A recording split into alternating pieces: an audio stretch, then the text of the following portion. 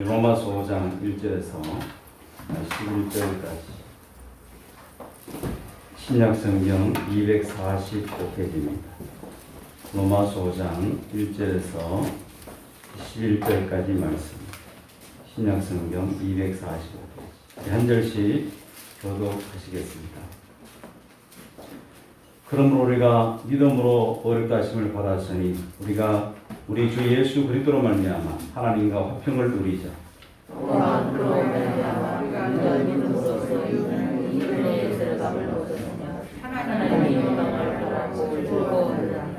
다만 이뿐 아니라 우리가 환난 중에도 즐거워하나니 이는 환난은 인내를, 소망이 우리를 부끄럽게 하지 아니하면 우리에게 주신 성령으로 말미암아 하나님의 사랑이 우리 마음에 부은 바 됨이니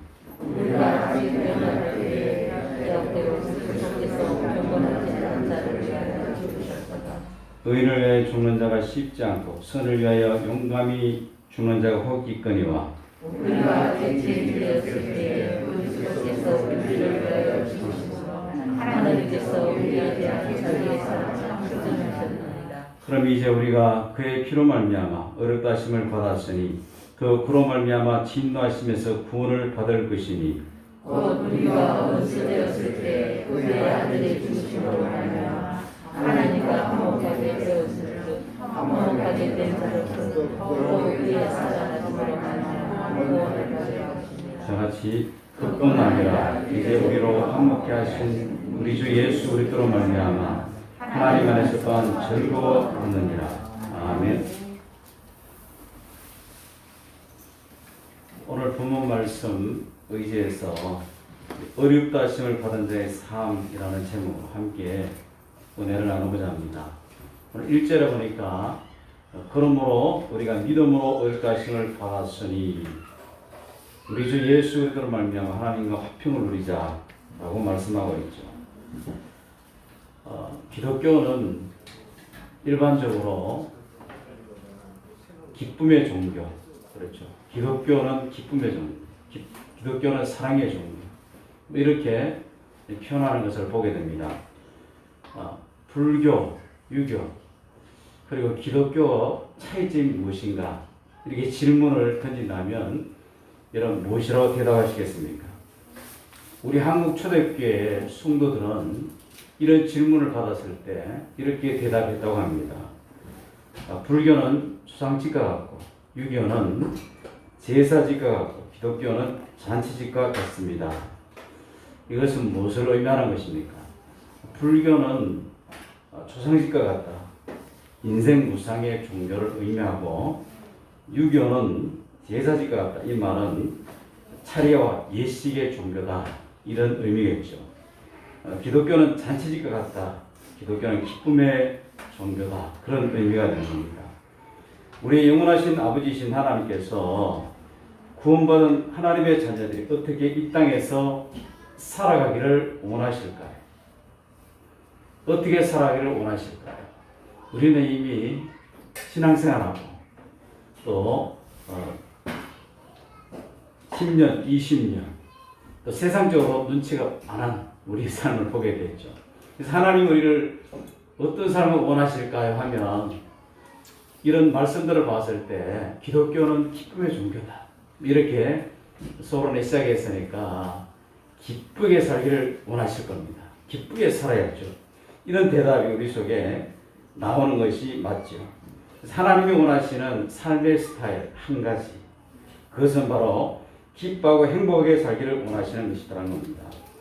구원받은 하나님의 자녀들이 원망하며 탄식하며 이그러진 모습으로 살기를 하나님 원치 않으신다는 거예요. 우리 주님께서 구원받은 백성들이 이 땅에서 행복하게 살기를 얼마나 원하셨던지 십자가를 목전에 두고 제 아들이 몹시도 근심하고 염려하고 두려워할 때 주님 이렇게 말씀하셨습니다. 너희는 근심하지 말라, 염려하지 말라. 하나님을 믿으니 또 나를 믿어라. 이것을 내가 너에게 이르면 너에게 내 기쁨이 충만하게 하려 함이라 라고 말하고 있습니다. 염려하지 말라. 근심하지 말라. 우리 주님이 저들에게 말씀하신 거예요. 하나님 믿으니 또 나를 믿어라. 그렇게 하신 이유가 뭡니까? 너에게 이렇게 이름은 너희에게 내 기쁨이 충만케 하려 함이라. 예수님은 십자가를 염두에 두고 기쁜 마음이 있었던 겁니다. 십자가에 돌아가실 때, 십자가에 달려가실 때, 달려있었을 때 주님 정말 기뻐하셨을까? 얼마나 고통스럽습니까? 예수님이 말하니까 참신이면 참 인간. 우리의 연약함을 체열하지 않으신 분이 아니요. 우리 연약함을 다 체열하신 분입니다. 인간 예수로서 그 고통은 말로 표현할 수 없죠. 그런데 주님에게는 꿈이 있었습니다. 주님의 꿈이 뭡니까? 수많은 죄인들이 구원받는 것. 그게 주님의 꿈이에요. 주님의 비전이었습니다. 예수 안에서 구원받는 그 기쁨이 십자가의 고통을 이길 수 있도록 주님을 붙들어 주셨다. 이렇게 말할 수 있는 것이죠. 이 십자가의 목전을 두고도 내 기쁨이 너희 안에 충만하게 임하기를 원하는 주님의 마음을 우리는 알 수 있습니다. 우리가 행복에 살아가는 것, 우리가 기쁘게 살아가는 것, 우리의 삶을 즐겁게 여기며 살아가는 것, 이것은 우리 아버지 하나님의 거룩한 뜻이라는 겁니다. 그런데 문제는 기쁜 일만 이 세상에 늘 있지 않다고 하는데 어려움이 있는 것이죠. 나는 행복하고 살고 싶은데 그것을 무너뜨리려고 하는, 그것을 깨려고 하는 일들이 우리 주변에 너무나도 많다는 겁니다. 나는 한없이 기쁘게 살고 싶은데 그 기쁨을 빼앗아가려고 하는 일들이 얼마나 많이 각 도처에 도사리고 있는지 말로 표현할 수 없는 것이죠. 그러나 우리 그리스도인들은 환경 여하에 상관없이 행복하게 살아가는 존재다. 환경 여하에 상관없이 우리 그리스도인들은 이 땅에 즐겁게 기쁘게 살아가는 존재들이라고 오늘 본문의 성경은 선언하고 있는 것입니다. 우리가 이미 계속 로마서를 살펴보면서 1장에서 3장까지는 인간이 어떤 존재인가를 심각하게 지적하는 것을 보게 됐죠. 특히 이방인의 죄와 유대인들의 죄, 더 나아가 모든 인류의 죄에 대해서 말씀하는 것을 우리가 들었습니다. 그러면서 3장 19절 이하에 와서 그러한 인간들이 의롭게 될 수 있는 것은 오직 믿음으로 말미암아 된다는 사실을 말씀하고 있죠. 그러면서 두 사람을 예로 듭니다. 누굽니까? 아브라함과 다윗이죠. 아브라함과 다윗이 어렵게 된 것은 그들이 잘나고 똑똑해서가 아니라는 것입니다. 믿음으로 말미암아 하나님께서 은혜를 베풀어 주시기 때문이라고 성경은 말씀하고 있는 것이죠. 그리고 오늘 본문에서 사도 바울은 이렇게 믿음으로 말미암아 의롭다 하심을 받은 사람들에게 주어지는 축복의 삶이 무엇인지 말씀하고 있습니다.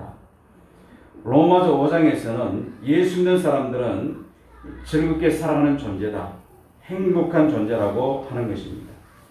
자, 그러면 예수 믿는 사람들은 행복하게 사는 존재, 즐겁게 사는 존재, 이런 존재라는 거예요. 그런데 여러분 어떻습니까? 행복하게 살아가고 있어요? 즐겁게 살아가고 있습니까? 예수 믿는 사람은 행복하게 살아가는 존재, 즐겁게 살아가는 존재, 이게 굉장히 중요한 거예요. 그런데 내 안에 왜 행복이 없고 기쁨이 없을까? 이 문제를 우리는 오늘 해결해야 합니다. 행복이 무엇입니까? 심리학자 에릭 프롬은 이렇게 말했어요. 존재냐 소유냐라는 질문 앞에서 인간의 행복이 소유에 있는 것이 아니라 존재에 있음을 밝히고 있습니다. 우리가 예수 믿고 누리는 복이라고 하는 것은요, 이 해보동사, 가지는 것이 아니라는 겁니다. 누군가 나에게 소포로 보내줄 수 있는 것이 아니라고 하는 것입니다. 행복의 열매가 있어서 내가 따먹는 것이 아니라는 것입니다. 물론 이런 측면도 있을 수도 있겠죠. 그러나 근본적으로는 그게 아니라는 겁니다. 복은 받는 것이라기보다는 이 신구약 성경을 살펴보면은 복은 있는 것이다 라고 말하고 있는, 복은 있는 것이다. 이 복 있는 사람은 복 있는 존재가 되는 것입니다. 자, 예수 믿는 사람은 어떤 존재다? 복 있는 존재. 예수 안에 있는 사람은 복 있는 존재로 되어 있는 거예요.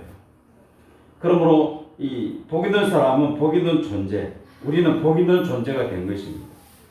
지금도 많은 사람들이 소유 속에 행복이 있는 줄 알고 거기에 생명을 걸고 소유로 행복해지기 위해서 난리치는 것을 보게 됐죠. 지금까지 인류는 행복을 찾아 이 소유의 시장을 헤매면서 살아가는 모습을 보게 됩니다. 이 경제라는 것, 이 경제도 소유의 시장이죠. 많이 가지는 것. 이 권력도 마찬가지입니다. 소유의 시장에 속하는 겁니다. 이 경제, 권력, 그걸 많이 가지려고 애써봤지만 그 권력이 인간을 정말 행복하게 할까요? 뭘 어느 정도 행복하게 할 수는 있어요. 어느 정도. 경제도 마찬가지죠. 돈 없으면 얼마나 심각해집니까? 돈을 싫어하는 사람이 있을까요? 목사는 돈을 싫어해요. 아니에요. 돈 좋아합니다. 왜냐하면 어느 정도 있어야 삶이 영위할 수 있으니까.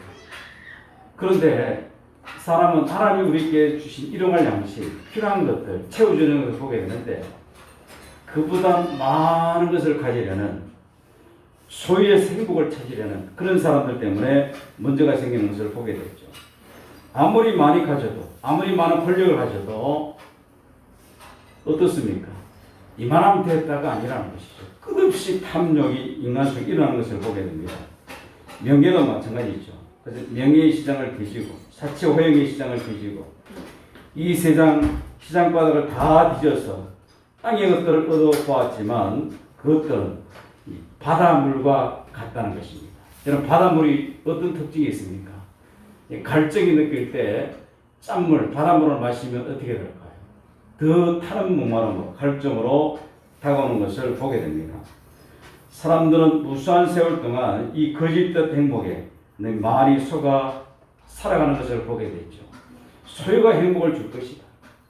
여기에 초점을 맞춰서 이 거짓된 행복을 추구했다는 겁니다. 그것을 소유하면 행복이 있으리라 찾아가 보았지만 신기루처럼 붙들 수가 없는 것들이죠. 이것은 마치 얻었다 할지라도 그 안에 행복이 있을 수가 없었다는 것입니다. 그것은 일시적인 것이고 순간적인 것들 뿐이었다는 겁니다. 행복의 조건이 환경 속에 있는 것이 아님을 우리에게 말하는 것이죠. 행복의 조건이 소유에 있는 것이 아님을 우리에게 말하는 것입니다. 일찍이 마틴 루터는요, 행복은 존재의 문제요. 그것은 곧 하나님과의 관계다라고 말했습니다. 행복은 존재의 문제요. 그것은 곧 하나님과의 관계다라는 것이죠. 오늘 본문에서도 어떻게 시작합니까? 그러므로 우리가 믿음으로 어렵다 하심을 얻었은저 이란 말로 시작하죠. 그러므로 우리가 믿음으로 어렵다 하심을 얻었은저 행복을 누리는 시작점이 뭡니까? 어렵다 하심을 얻었음을 말하는 것입니다. 우리의 행복의 시작은 믿음으로 말미암아 어렵담을 얻었을 때 행복이 시작되는 거예요. 여기서 의란 하나님과의 바른 관계를 말하는 것입니다. 그렇습니다. 행복이란 기쁨이란 복이라고 하는 것은 이 정치적인 문제가 아니고 경제적인 문제가 아니고 문화적 문제가 아니고 신학의 문제라는 겁니다. 이 신학이 뭡니까?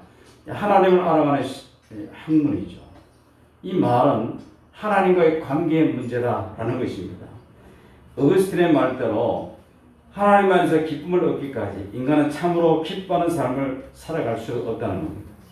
우리 주 예수 그리스도 그분 안에서 행복을 누리기 전까지 우리 인생은 참된 행복을 알 수 없다는 겁니다. 또 예수 안에서 쉼을 얻기까지 인생은 진정한 쉼을 얻을 수가 없는 존재라는 겁니다. 여기서 표현된 것, 하나님 안에서 기쁨을 얻기까지, 우리 주 예수 그리스도 그분 안에서 행복을 누리기까지, 예수 안에서 쉼을 얻기까지, 이 말씀들은 누구와의 관계를 의미하는 거예요? 하나님과의 바른 관계를 의미하는 얘기들입니다. 그렇다면 무엇이 하나님과 우리의 관계를 파괴할까요? 관계를 파괴할까요? 죄와 불순종이죠. 하나님과 나 사이에 가로막혔던 죄의 담이 멀어진 다음에, 속죄함 받은 다음에, 구원받은 다음에, 용서함 받은 다음에 오는 행복, 이것이 우리가 누리는 진정한 행복, 참된 기쁨이다 라고 말할 수 있는 것입니다. 그렇기 때문에 예수를 믿는 사람은 하나님과의 바른 관계에 들어간 사람들은 행복할 수밖에 없는 존재다라고 성경은 말하고 있는 겁니다. 내가 천국을 얻었으면 그 천국이 오늘 내 안에 지금 역사하고 있기 때문에 기뻐할 수밖에 없고 즐겁게 살아갈 수밖에 없는 존재가 바로 예수 믿는 사람임을 성경은 말하고 있습니다. 그런 사람들이 누군가요? 오늘 이 자리에 있는 저나 우리 권사님, 집사님들이 그런 사람이에요. 믿음으로 말미암아 어렵담을 얻을선적 그런 사람들은 행복하게 살 수 있는 존재가 되었음을 우리에게 말하고 있습니다. 인간이 에덴의 행복을 잃어버린 것은 죄 때문이었고, 인간의 기쁨을 잃어버린 것은 하나님의 관계가 파괴되었기 때문에 그렇습니다. 이 관계가 굉장히 중요해요. 부부 사이의 관계가 이상하게 되면 어떻게 돼요? 가정이요, 힘들어집니다. 물론 자녀들이 다 장성하면 좀 덜하지만 애들이 민감하게 막 커 올라올 때 부부 사이가 틀어지면 어때요? 이 아이들이 안절부절합니다. 마음을 잡지를 못합니다. 왜 아버지가 저럴까? 어머니가 저럴까? 이들이 고민에 빠지는 것을 보게 되죠. 안정이 안 되는 겁니다. 그러나 관계가 회복되어 아름다운 관계를 유지할 때 아이들의 입가에 미소가 가득한 것을 보게 되죠. 하나님과 우리 사이의 관계도 마찬가지입니다. 관계가 어그러지면 우리 안에 불안이 찾아오고 초조함이 찾아오고 또 미래의 불확실 때문에 많은 고민이 찾아오는 것을 보게 되는 것이죠. 오늘 보면 1절에 이렇게 시작합니다. 다 같이 1절을 시작. 그러므로 우리가 믿음으로 어렵다 하심을 받았으니 우리 주 예수 그리스도로 말미암아 하나님과 화평을 누리자. 여기에서 말미암아라는 단어 그리고 우리 주 예수 그리스도로 말미암아 하나님과 화평을 누리자. 여기 보면 개역 성경에 하나님과 더불어라는 단어가 있습니다. 그래서 더불어라는 단어를 넣으면 말미암아 더불어 대단히 중요한 의미를 가지고 있다는 것이죠. 우리가 누리는 화평, 평화, 행복이라는 것은 누구로 말미암아 시작된다? 예수 그리스도로 말미암아 시작되고 그리고 하나님과 더불어 함께 누리는 행복을 의미하는 겁니다. 예수로 말미암아 시작되지 않으면 행복할 수 없는 거예요. 그리고 하나님과 함께 더불어 이 화평을 누리자라고 말합니다.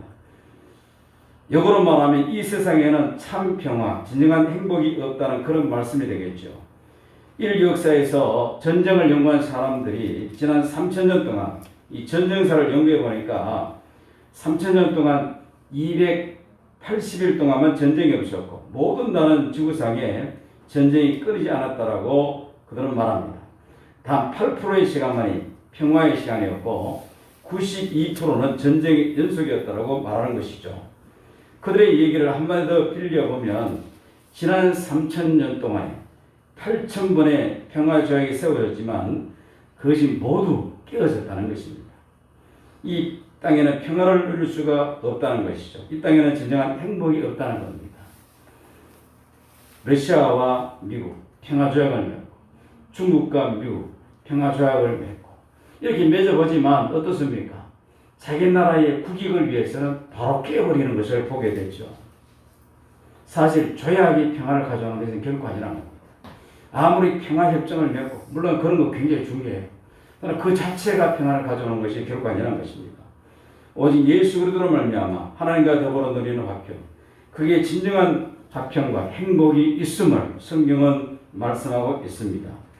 그리고 화평을 누리자라고 말씀하고 있는데 좀 더 원문을 정확히 번역해 보면 화평을 즐기자, 행복을 즐기자라는 그렇게 번역할 수 있습니다.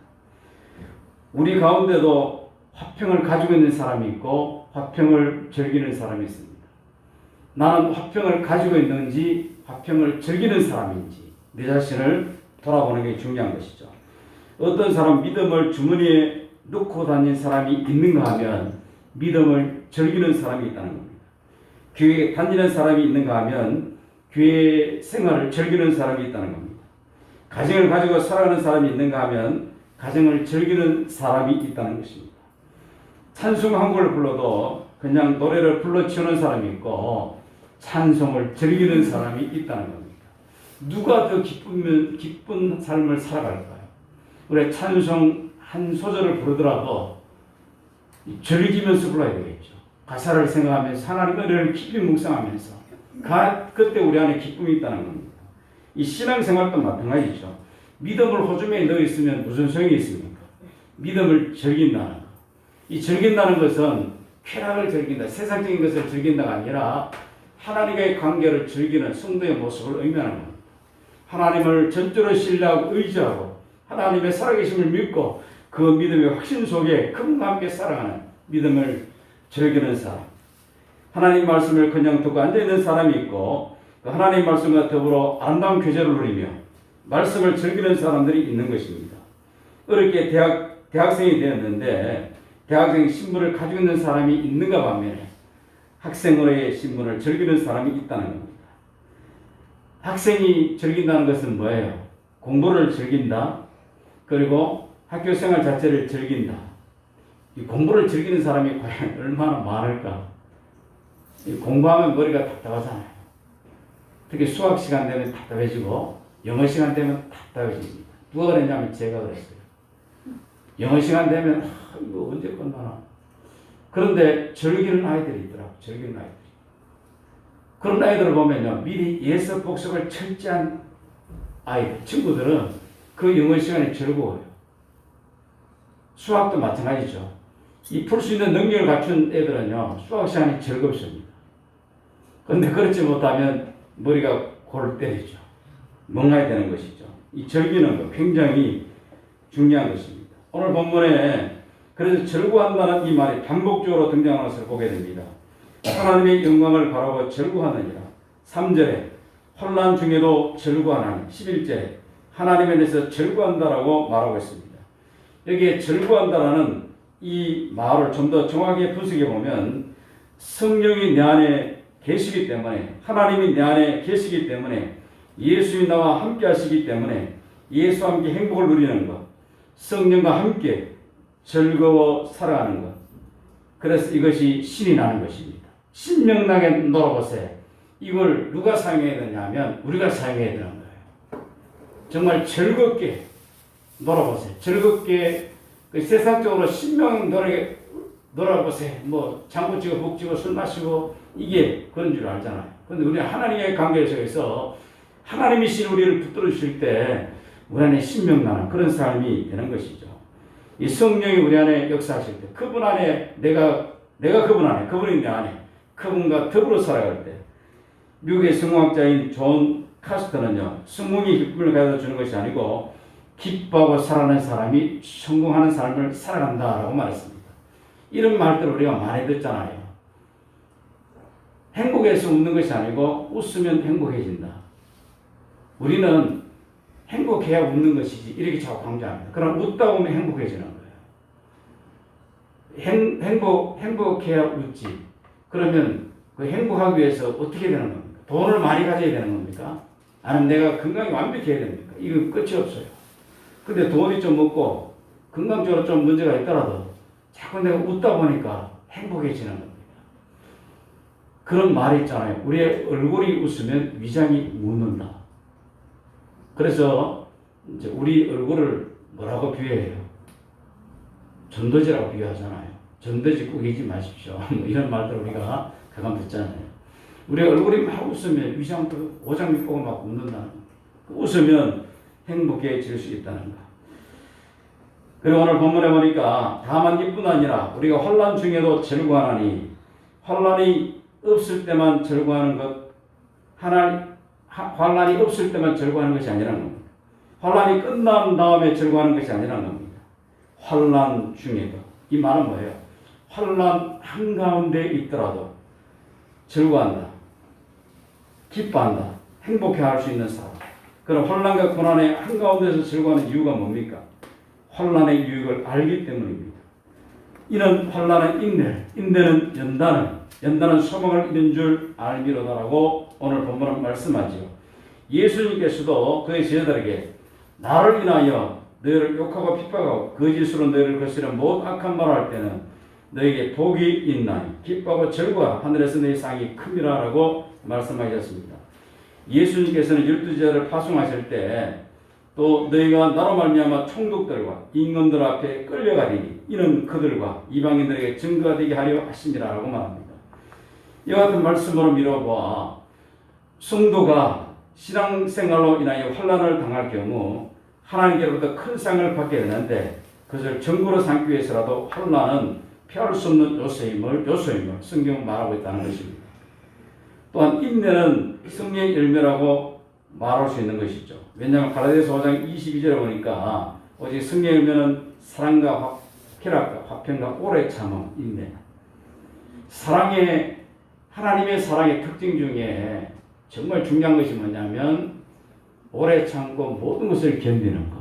오래 참음, 견디는 것, 인내를 의미하잖아요.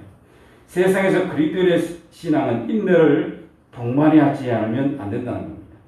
신앙생활이 하루 이틀에 끝나는 것이 결코 아니죠.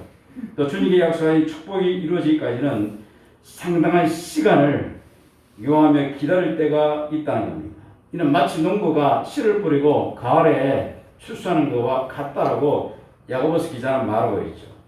하나님께서 환난을 통하여 자기 백성을 훈련시키는 데는 연단이라는 과정을 통과하게 하십니다. 모세는 이스라엘 애굽에서 풀로 올리시고 독수리가 그 새끼를 훈련시키듯이 연단을 시켰다라고 회고하는 것을 보게 됩니다. 마치 독수리가 자기의 보금자를 어지럽게 하며 자기의 새끼 위에 너풀거리며 그의 날개를 펴서 새끼를 거두며 그의 날개 위에 그것을 얻는 것 같이 이 말씀이 무슨 말씀인지 잘 아시잖아요. 독수리의 새끼를 훈련시킬 때가 되면 나를 때가 되면 그 보금자리를 헤집어 버린다는 거예요. 보금자리에 자꾸 눌러 앉으려는 새끼들을 어지럽혀서 그냥 보금자리를 다 파헤쳐 버리죠. 그러면 이 새끼가 더 이상 거기 있을 수 없는 겁니다. 그러면서 이제 날기 위해서 그 집을 떠나야 돼요. 둥지를 떠나야 되잖아요. 근데 새끼가 잘 못 날아서 땅에 떨어질 때쯤 되면 그 어미새가 어깨에 엎어서 다시 올라간다는 그런 말씀이죠. 훈련시키기 위해서. 다시 말하면 훈련이 중요하다는 겁니다. 훈련을 통해서 이 훈련 과정 속에 연단이 되죠. 연단. 단단해지는 겁니다. 믿음이 견고해지는 겁니다. 그래서 환난이 필요함을 성경은 우리에게 말하는 것이죠. 근데 저는 솔직히 말하면 그래도 이 환난은 싫어요.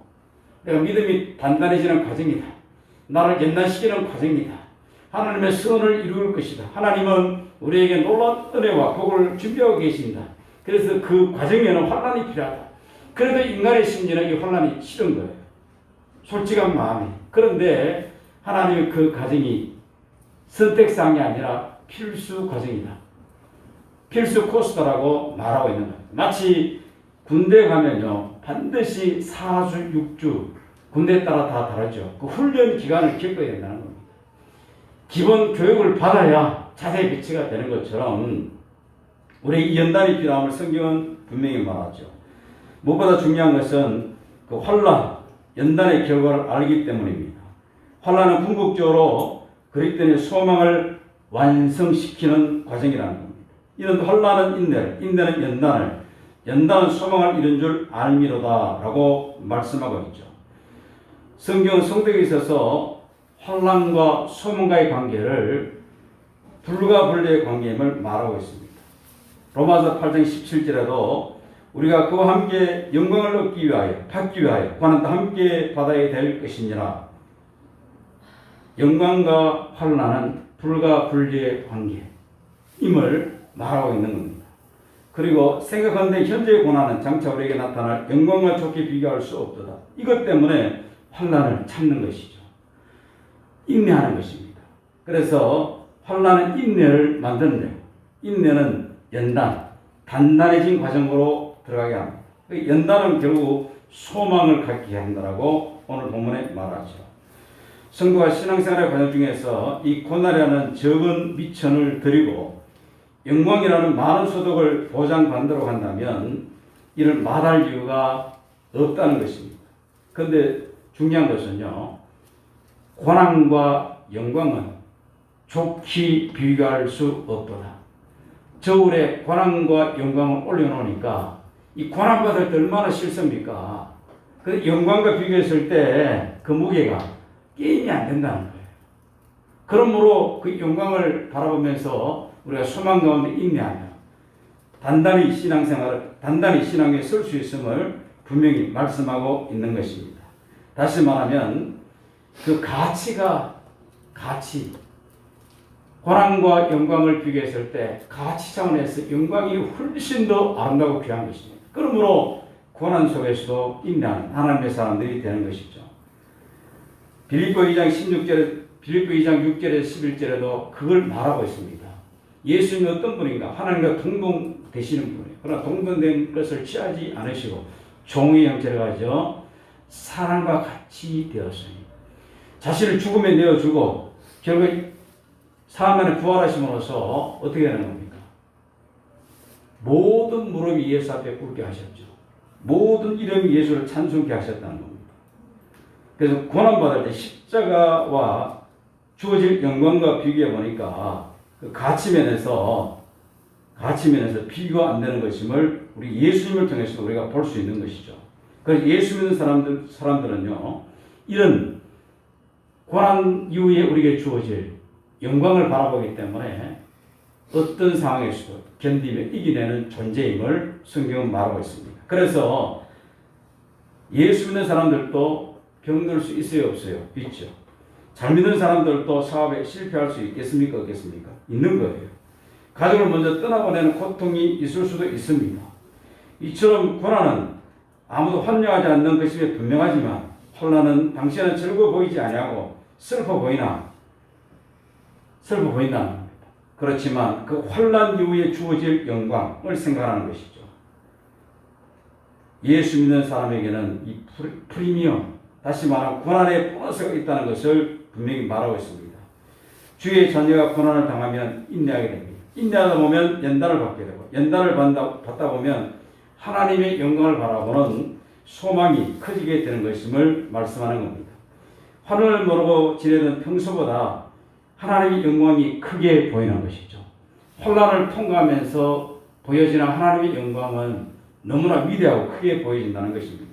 이 고난의 때는요, 들리지 않던 하나님의 음성이 들리는 때이기도 하다라는 것입니다. 돈이 우리의 인생을 유지하고 물질이 우리를 행복하게 하는 줄 알고 돈 의지하고 살아가는 사람들이 때로는 어려움을 겪다 보면 돈이 전부가 아니네 라는 말을 할 때가 있죠. 특히 예수 믿는 사람들은 이런 것들이 뼈저리게 느낄 때가 참 많습니다. 그래서 결국 우리는 하나님을 의지하는 존재, 하나님을 의지할 때 행복해지는구나, 이것을 깨닫게 되는 것이죠. 그래서 고난을 통과할 때 더 하나님을 의지하는 법을 배우게 되고 하나님을 더 가까이 하는 법을 배우게 되는 것입니다. 그래서 고난의 터널을 지나고 나면 인생이 성숙되는 것을 보게 되죠. 가끔 평신도들 중에 목회자와 평신도 이렇게 이제 크게 구분하죠. 정말 훌륭한 인격의 신앙의 소유자들을 만나게 됩니다. 정말 목사도 흉내낼 수 없는 엄청난 신앙의 깊이를 갖고 있는 그런 성숙한 사람들을 보게 됐죠. 그 사람들의 한결같은 공통점이 뭡니까? 고난의 터널을 통과한 사람들입니다. 환난의 터널을 지나온 사람들입니다. 그런 사람들을 보면 어떤 생각이 들까요? 목사님, 저도 부끄러워질 때가 있습니다. 어휴, 대단한 믿음이네. 당신 내보다 훨씬 더 강력한 믿음을 갖고 있고 정말 부럽습니다. 나도 그런 믿음 갖고 싶은데 사실 그런 믿음 갖기가 쉬운 건 결코 아니죠. 왜냐하면 인생은 거기서 거기이기 때문에 정말 존경스러운 사람, 정말 야, 저 사람 옆에 가까이 가 있으면 좋겠다, 늘 그렇게 생각했던 사람 옆에 일주일만 있어 보세요. 사람 냄새 풀풀 나요. 인생 거기서 거기라니까요. 그래서 의인은 없나니 하나도 없다라고 성경은 말씀하고 있습니다. 그런데도 그런 가운데 신앙으로 연단받아 훈련받아 인격이 성숙되어서 그에서 입에서 토해지는 말 한마디 한마디가 생명을 살리는 말, 영혼을 위로하는 말, 영혼을 정케 하는 말, 그런 말들을 쏟아붓는 그런 사람들이 우리 주위에 있는 것을 보게 됩니다. 그 사람들은 입술로 아무 사람이나 상처를 주고 찌르고 그러지 않는 것을 보게 되죠. 옳고 그름을 함부로 판단하지도 않습니다. 덕을 세우는 얘기로 가득 찬 것을 보게 되죠. 그런 사람들의 얘기를 듣고 인도하면 정말 은혜가 되고 와 정말 대단하구나 이런 생각이 들죠. 그 사람들은 환경 이하에 따라서 변덕 부리지 않는 사람들입니다. 고난 가운데서 당당히 승리하는 사람들입니다. 환경 때문에 신앙에 변덕을 부리지 않는 사람들입니다.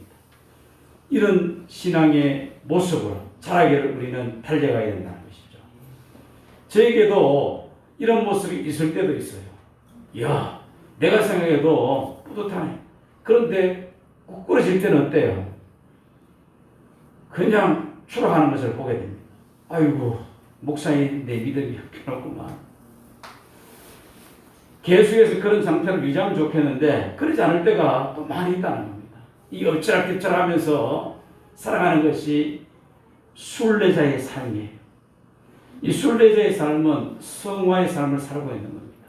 끊임없이 그를 향해서 되어가는 그런 과정에 우리가 살고 있는, 물론 근본적으로 우리가 거룩해 줄 수 있는 가장 유일한 방법은 예수 안에 있을 때 거룩해집니다. 근데 예수 안에 거룩함을 입은 성도들이 주님처럼 닮아가기 위해서 애쓰는 것이 성화의 과정이죠. 거룩할 성자의 대로와 끊임없이 우리가 더욱더 경건해지기 위해서 예수가 힘쓰는 그런 성도의 삶.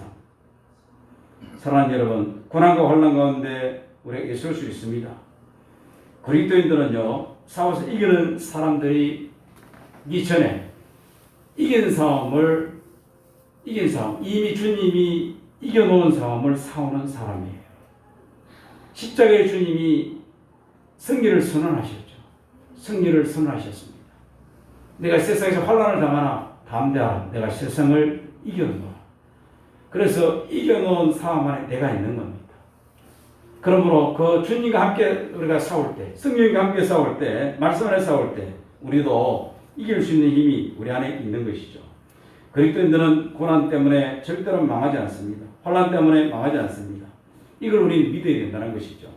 그리스도인들은 고난이 끝나는 시점이 있습니다. 그것을 알기 때문에 고난 가운데서도 행복할 수 있는 사람, 환난 중에서도 승리하며 기뻐할 수 있는 존재. 교회는 기쁨의 기름을 파는 것이다 라고 말할 수 있습니다. 기쁨의 기름을 파는 것이다. 세상의 짐이 무겁고 세상의 인간관계가 얽히고 섞여서 가슴에 깊은 상처를 주고받으며 아픔을 가지고 우리가 교회에 나올 때, 하나님 앞에 나올 때, 주님 전에 나올 때 기쁨을 사가지고 돌아가는 것이죠. 기쁨을 사가지고 당신은 죄인입니다. 의인은 없습니다. 자, 이런 말이 선포될 때 여러분 어떤 느낌이 들어요? 당신은 죄인이에요. 회개해야 살 수 있습니다. 회개하지 않으면 안 됩니다. 이 죄에 대해서 강력히 지적함을 받고 죄에 대해서 강력히 지적함을 받을 때 인간적으로 어떤 마음이 들어요?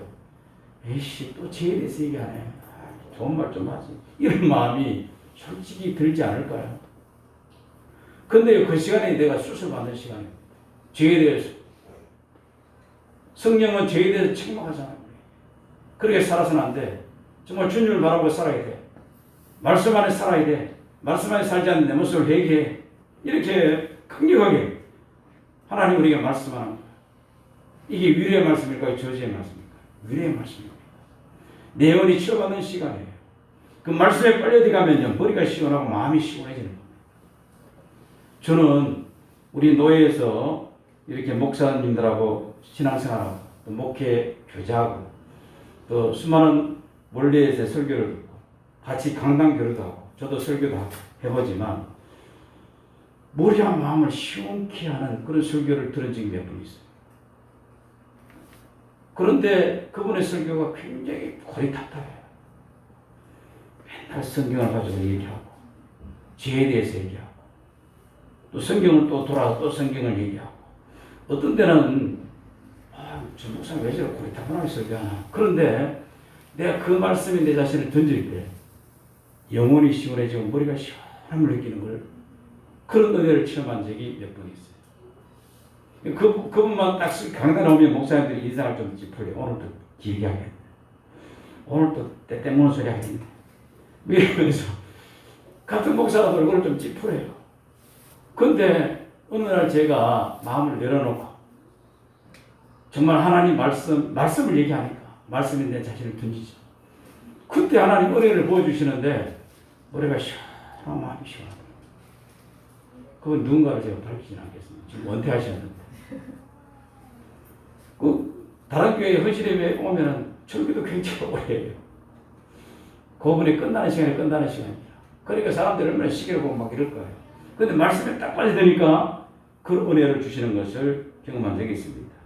이상하게 빠졌는데요. 하나님은 이렇다는 겁니다. 우리 기쁨을 주신다는 것이죠. 그래서 교회는 기쁨을 파는 것이다. 그래서 우리는 주님의 전에 올 때마다 기쁨을 사가지고 가는 그런 믿음의 사람이 되는 거예요. 다윗은 일찍 고백하죠. 주의 궁정에서 한 날이 다른 곳에서 첫날보다 나은즉 악인의 장막에 거함보다 내 하나님 문지기로 있는 것이 좋으니 악인의 집에서 편안한 사는 것보다 하나님의 교회에서 때로는 갈등을 느끼며 때로는 밤잠을 못 자며 사는 것이 더 행복할 줄 알라. 그런 얘기죠. 신앙의 신비를 알기 때문에 그렇습니다. 영원한 세계가 있음을 알고 살아가는 존재이기 때문에 그렇습니다. 교회 생활을 가지만 있지 말고 믿음을 호주머니만 넣어 있지 말고 믿음을 누리며 신앙생활의 행복을 즐기며 살아가는 믿음의 사람. 그래서 예배도 즐겨야 됩니다. 사실 이 한 시간 잠도 오잖아요. 졸리기도 하고 따분하기도 합니다. 좀 조커를 많이 사용하면 좋겠지만 저도 이 조커를 많이 사용하는 스타일이 아니죠. 그러다 보니까 딱딱하게 느낄 수도 있습니다. 그런 가운데 예배를 즐길 수 있는 사람, 그리고 기도를 즐길 수 있는 사람, 성님을 즐길 수 있는 사람, 그게 바로 누리는 사람이다 라고 말할 수 있습니다. 교회는 주님의 날 자동차의 주유소와 같은 것입니다. 폭격기로 말하면 실탄 창고와 같다는 것입니다. 이가 영적 능력을 회복할 때 세상에 사단의 권세를 물리치며 승리하며 살아갈 수 있게 되는 겁니다. 여기서 믿음의 기름을 얻고 살아갈 때 기름과 등을 준비하는 열천주처럼 껴있는 신앙생활을 할 수 있는 것이죠. 말씀을 정리하면요. 우리는 어떤 존재인가? 의롭게 된 존재이다. 누가? 우리 모두가 의롭게 된 존재입니다. 그러니까 의롭게 된 자의 삶이 어떤 삶을 살아야 되는가? 하나님과 화평을 누리며 하나님과 즐기며 살아가야 돼. 그리고 환난과 고난 속에서도 즐거워할 줄 아는 신앙. 그리고 내주하시는 성령을 통하여 하나님의 사랑을 끊임없이 체험하게 되는 것입니다. 무엇보다 하나님과의 관계 회복에서는 행복을 누리며 사는 사람. 그게 어떤 사람인가? 우리 김봉희 집사님 같은 사람. 예, 의인된 사람. 사실 세상적으로 우리가 생각했을 때 우리는 의인이 될 수가 없어요. 저도 설교 오기 전에 나는 설교자의 자격이 있는가 이런 생각을 많이 해요. 토요일 설교 또 준비하면서 나는 설교자의 자격이 있는가. 자격으로 따지면 하나님 앞에서 자격이 없는 존재. 그럼에도 불구하고 하나님 내게 사명을 주셨으니까 주의 이름 의지하면서 하나님 말씀을 전하기 위해서 애를 쓰는 것이죠. 우리는 자격에 의해서 구원받은 존재가 절대 아니라 은혜로 구원받은 거예요. 그래서 은혜로 의롭다함을 얻은 자입니다. 그럼 우리는 하나님과 화평을 누리는 존재가 되었음을 기억하고 자기의 이 정체성이 굉장히 중요한 거죠. 내가 어떤 사람인가? 하나님 나를 의롭다라고 칭해주는 사람이다. 그렇다면 의롭다라고 칭함받은 우리가 어떻게 살아야 될 것인가? 바로 하나님과 누리며 혼란과 고난 속에서도 즐거워하며 바로 성령을 통해서 하나님의 사랑을 깊이 깨닫고 또 하나님의 관계 회복을 하면서 살아가는 존재임을 잊지 말고 한 주간도 그렇게 살아가시기를 예수 이름으로 축원합니다. 살아계신 하나님, 우리의 삶을 돌아볼 때 하나님 앞에서 내 자신을 비춰볼 때 얼마나 연약하고 부족한 존재인지 늘 깨닫습니다. 그런 가운데 하나님 우리에게 주신 이 은혜가 참으로 위대하고 놀랍고 말로 표현할 수 없는 은혜임을 간직하며 그 안에서 내 자신을 찾고 감사하며 기뻐하며 즐거워하며 살아가는 우리 모두가 되게 하여 주옵소서. 한 주간의 삶 가운데 그 은혜에 붙들려 주님과 더불어 승리하는 귀한 한 주간의 삶이 되기를 간절히 소망하며 예수님의 이름으로 기도드립니다. 아멘.